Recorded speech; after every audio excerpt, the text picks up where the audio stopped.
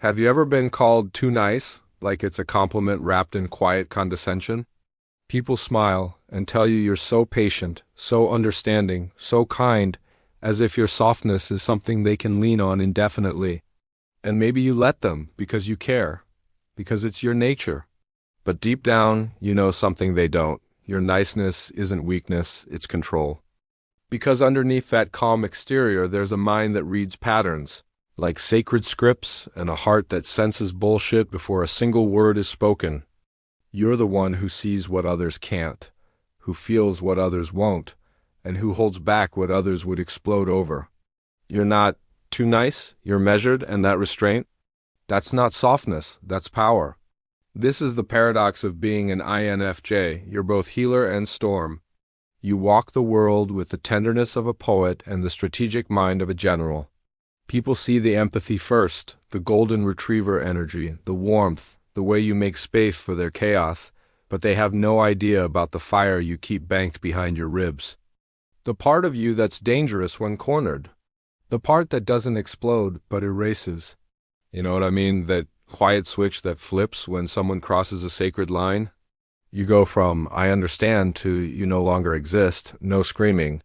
No warning, just silence, the kind of silence that feels biblical, and they never see it coming.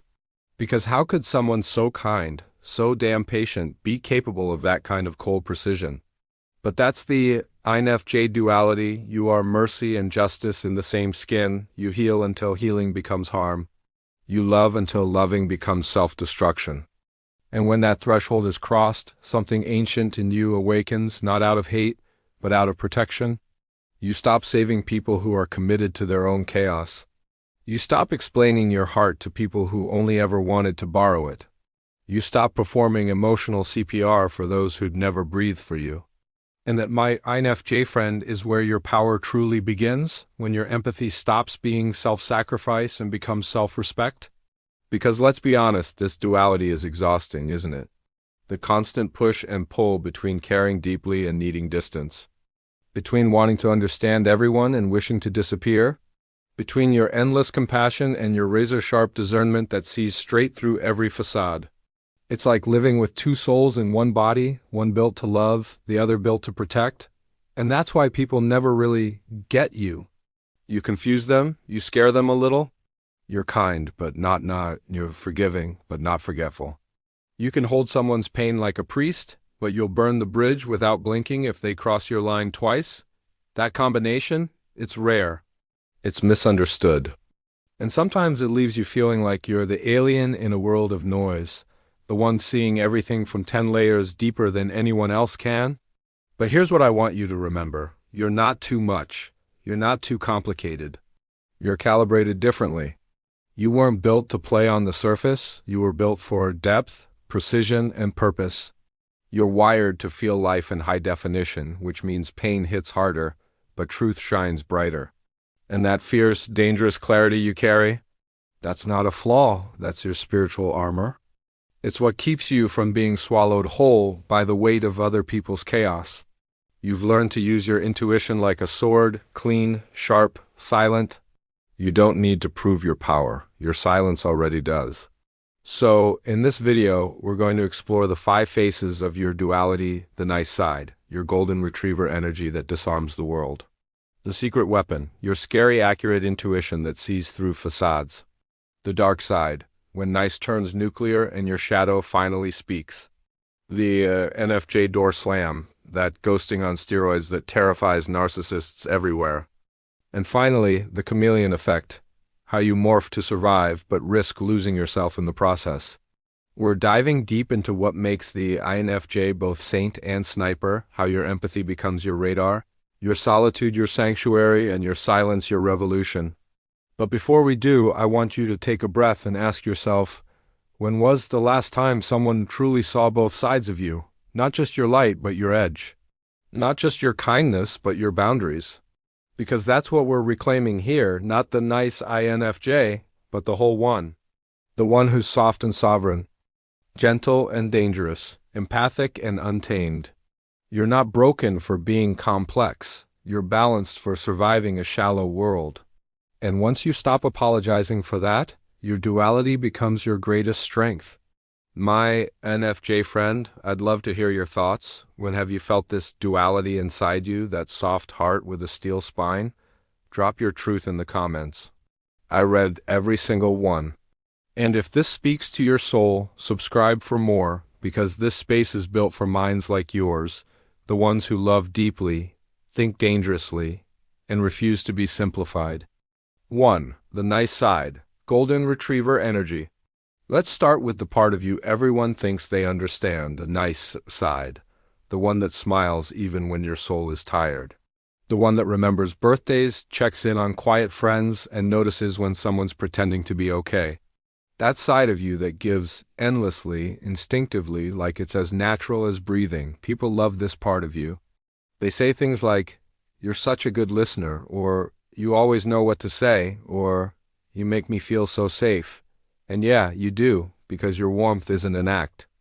You were born to nurture, to protect, to make spaces feel softer. You walk into a room and without even trying, your energy shifts the entire temperature. You are the emotional fireplace, steady, glowing, comforting.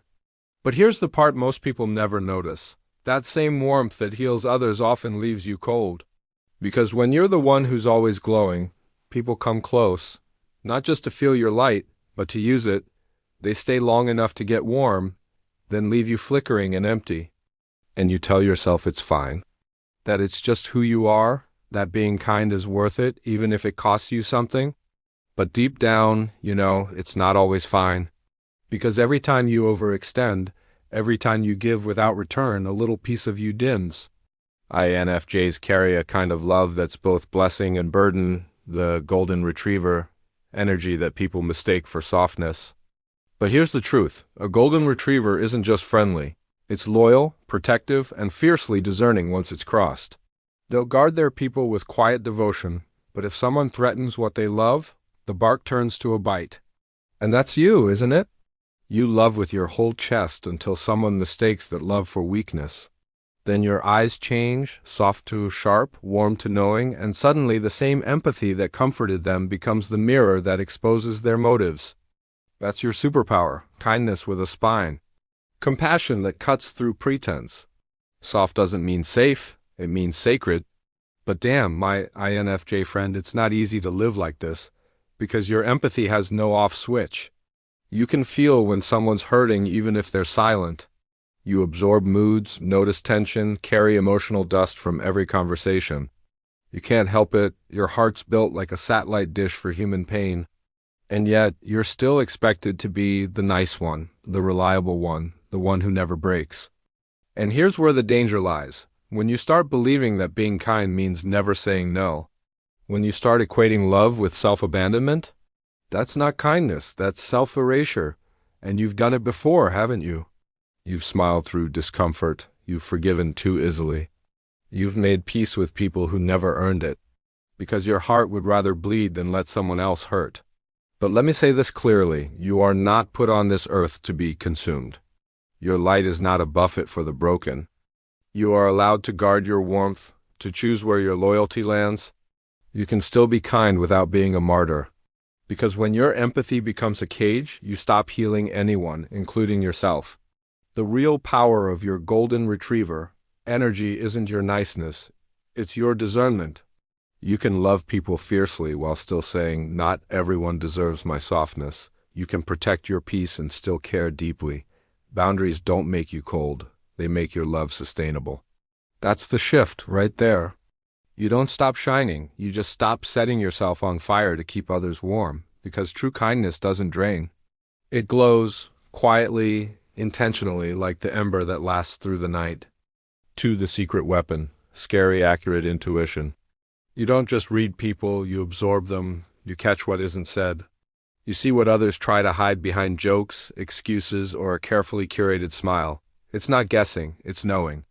And it's the kind of knowing that feels less like a thought and more like a download from somewhere beyond logic. Your intuition, my INFJ friend, is your secret weapon, a blade wrapped in silk. It doesn't shout, it whispers.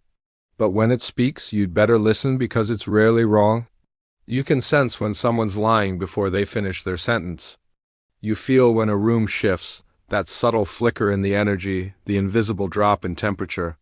You can predict outcomes without data, motives without words, endings before they begin. People think it's just a feeling, but for you, it's a full-body language. The way your chest tightens around deceit, the way peace settles into your bones when truth is near. It's like your soul has sonar, and it pings on dishonesty, manipulation, or unspoken pain. And while that gift is beautiful, let's be real, it's also terrifying. Because sometimes you see too much. You sense the betrayal before it happens. You see the red flags while everyone else is still painting them white. And you tell yourself, maybe I'm imagining it, maybe I'm just too sensitive, but you're not. That's the curse of having sight in a world that prefers blindness. You've probably learned to hide it, haven't you? To pretend you don't notice the tension between friends, the crack in someone's story, the pain behind, I'm fine, because people don't always want truth, they want comfort. And you, being who you are, have learned to protect your knowing like a secret blade, only drawing it when necessary, because you've seen how much truth can cut. But remember this, your intuition isn't a flaw or a fantasy, it's your compass. It's how the universe speaks through you. It's the reason you navigate chaos like a mystic with a map no one else can read. It's what keeps you safe, even when it isolates you. So when that inner voice rises, quiet, certain, unwavering, believe it. You don't owe anyone proof for what your soul already knows. Your intuition is divine intelligence wearing human skin. 3. The dark side. When nice turns nuclear. You can push an INFJ 1,000 times and they'll keep giving you grace. But that 1,001st time? That's when the ground shifts. That's when the air gets still. That's when the nicest person in the room quietly becomes the most dangerous. Because when an INFJ finally snaps, it doesn't look like rage. It's not loud, it's not messy, it's surgical. It's the calm before a moral storm. It's truth rising like fire behind soft eyes. See, your kindness isn't naivety. It's restraint. It's choosing peace again and again because you believe in people's potential. You want to believe they'll do better, be better. But when someone keeps crossing that line, when they mistake your empathy for weakness, that's when something ancient stirs inside you. The INFJ's dark side isn't about revenge. It's about correction. You don't seek to destroy, you seek balance. You become a mirror, forcing people to see the truth they've been running from. And that truth can burn. You know, that quiet, eerie calm before a storm? That's your energy when you've hit your limit. You stop explaining, you stop rescuing. And suddenly, the person who was once your entire world feels the cold vacuum of your absence. It's not that you hate them, it's that you've outgrown their chaos. You've seen what they're capable of, and you've decided that your soul deserves peace more than they deserve another chance. That decision, that quiet, final withdrawal is your nuclear option, and when you deploy it, it's devastating. Because you don't half love or half leave. When you go, it's total. But here's the thing, my INFJ friend, this side of you isn't evil. It's sacred. It's your built-in justice system, the same one that loves deeply, heals endlessly, and believes fiercely in the good. That moral fire runs both ways. It fuels your compassion and your boundaries. So, when your kindness turns cold, don't shame yourself for it. That's your soul reclaiming equilibrium. That's love evolving into self-respect. Sometimes walking away is the kindest thing you'll ever do for them and for yourself. For the INFJ Door Slam, ghosting on steroids. When kindness runs out, the door doesn't just close, it seals. People call it ghosting. They say it's cold, dramatic, heartless, but they have no idea what it costs you to walk away. Because the INFJ Door Slam isn't born out of bitterness, it's born out of exhaustion. It's the quiet culmination of 1,000 chances given, 1,000 red flags rationalized, 1,000 nights spent trying to understand someone who never tried to understand you. Before the door slams, you've already begged the universe for another way. You've prayed, journaled, meditated, forgiven, and tried again. You've bent yourself into every shape love demanded, hoping something would finally click, that they'd finally see you. But there comes a moment, sacred, sharp, and final, when your soul whispers, "Enough," and that whisper feels like both death and rebirth, because the door slam isn't an act of cruelty. It's an act of resurrection. It's you choosing peace over chaos, sanity over sentimentality. It's you realizing that some people can only meet you at the level of their own wounds, and you've already bled enough for both of you, the truth. When an INFJ closes that door, it's not to punish, it's to protect. You know that if you stay, you'll lose yourself piece by piece.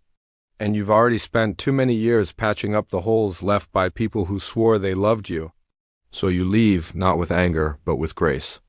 You disappear, not because you don't care, but because you finally do, because you care about your peace, your sanity, your future. People will call you distant, cold, heartless, but they'll never see the grief behind your smile. They'll never see how long you stood at that door, hand trembling on the handle, before you finally closed it for good. But you'll know. You'll feel the quiet relief of your spirit stretching again, the sweet, aching freedom of no longer bleeding for people who mistook your love for weakness. My INFJ friend, who have you had to let go, not out of hate, but out of self-preservation? What did that ending teach you about your worth, your boundaries, and your sacred right to peace? 5. The chameleon effect. Morphing to fit in, you walk into a room, and without even thinking, you shift. Your energy adjusts, your tone softens or sharpens. You read the air, the faces, the unspoken tension, and you become what the moment needs. It's not fake, it's survival. It's your INFJ gift, this ability to tune into frequencies others don't even hear. You mirror, you absorb, you translate.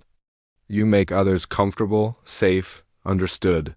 You can calm the angry, lift the broken, and soothe the insecure. You can hold conversations that heal and silences that teach. People leave your presence feeling lighter, even if they never realize it's because you took on their weight. But here's the quiet ache. Sometimes you've shifted so many times, you forget what your own frequency sounds like. You've spent years blending in, to avoid conflict, to be accepted, to keep the peace. You've worn so many masks so naturally that when you finally take them off, you don't know which one was you to begin with. And that's the double edge of this superpower. Your empathy gives you the ability to become anyone, but that same empathy can also make you lose yourself. Sometimes you walk away from a crowd and feel hollow, not because you didn't connect, but because you connected too much. You poured pieces of your soul into every person you touched. And when the room emptied, there was nothing left echoing but silence. That's when it hits. You're a shapeshifter in a world that only remembers the shape they needed you to be. But my INFJ friend, this is where the reclamation begins. You don't have to keep performing to earn belonging. You don't have to dim or reshape yourself to be understood. Your true power isn't in adapting, it's in anchoring. Anchor into your truth, into your vision, into the part of you that doesn't bend, even when the world demands it. Because when you stop performing, you don't lose your magic, you refine it. You stop scattering your energy and start directing it with intention, and that's when you stop being a chameleon and start being a force. So here we are, the paradox made flesh. The INFJ duality, soft-spoken, yet terrifyingly powerful when pushed too far. You are both sanctuary and storm. You carry empathy sharp enough to cut through illusion and intuition deep enough to expose truth. You see through people not to judge them, but to understand. And yet, when betrayed, when someone mistakes your kindness for weakness, something ancient in you awakens. You don't explode, you eclipse. You withdraw your energy, your warmth, your light, and without it, the people who once depended on it realize too late what they lost.